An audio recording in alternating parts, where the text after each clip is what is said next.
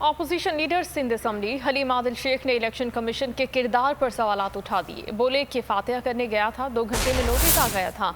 बल्दिया के इलेक्शन में पीपी उम्मीदवार के साथ मुसल्लह अफराद जा रहे थे, मुकदमा क्यों नहीं बना। उन्होंने कहा कि पीपल्स पार्टी, इलेक्शन कमीशन, जिला इंतजामिया और पुलिस गठजोड़ ने पीपी को 5 बजे के बाद कामयाबी दिलाई। पूरा इलेक्शन तयशुदा था।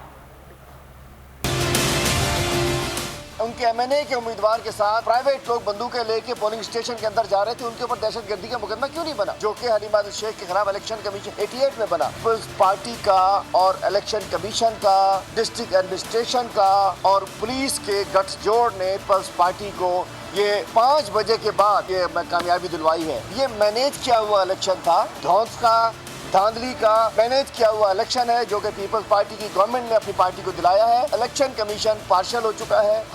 मैं तो एक फातिहा करने गया था तो मुझे 2 घंटे के अंदर नोटिस आ गया था, पीपल्स पार्टी को नोटिस नहीं आया।